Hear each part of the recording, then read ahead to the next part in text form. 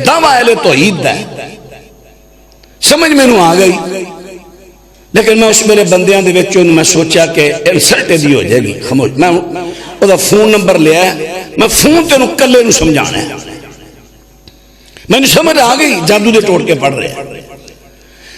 پڑھدا بتھیرا نے چارہ لایا بچے نے پوچھے ہاں جی ہاتھ گرم ہویا ہے انہیں کہا نہیں انہیں کہا سونگ انہیں کہا کھانا کھانتا ہے وہ خوشبو آ رہی ہے روٹی دی انہیں کہا اور غلام کہنا انہیں کہا کوئی نہیں بالآخر بتھیرا انہیں چارہ میں نے کہنا جی تسی کول بیٹھے ہو تاں تے میں بیٹھا سا میں پڑھی ہونا سا لا حولا ولا قوت الا باللہ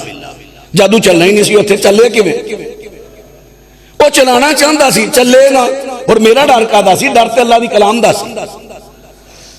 کہنا جی تسی کول بیٹھے ہو نا تانی نہیں تو گل بن جانی سی میں نے سمجھ آ گئی میں کہلا دس حال ہے دعویٰ اہل توحید دا تے لینا کم جادو تو نبی پاک نے حرام چیز نہ علاج کرن تو منع کر دیتا مر جاؤ موت قبول کر لو لیکن علاج حرام چیز نہ جادو نہ علاج نہ کرایا جائے کئی آندے نہیں جی لوہے نو لوہے وڑ دے جادو ہو گیا تو جادو ہی دن علاج ہوئے گا بالکل غلط اللہ اکبر لوہے نو لوہے نہیں وڑ دے لوہے نو آگے جنی لوہے تو پہلا بھی وڑ دیں دی وہ بھی بڑیاں چیزاں نے وڑا نہیں لوہے نو ہر جگہ ہر مثال نہیں ٹک دی تینا پھب دی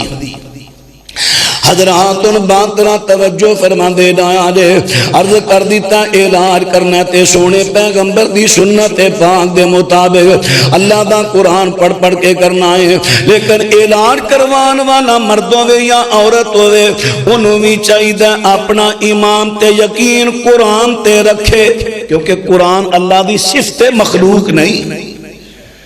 تے اللہ دیاں صفتاں تے یقین رکھے جی میں گولیاں تے یقین رکھ دی سی نا رکھ دا سی کہ میں کھاریاں میں نو رام آ جے گا آکھے نہیں گولیاں نہیں ہون میں نو آرام اللہ دے گا تے اپنی کلام چوئی دے گا میں نہیں گولیاں کھانیاں میں نہیں دوائیاں لینیاں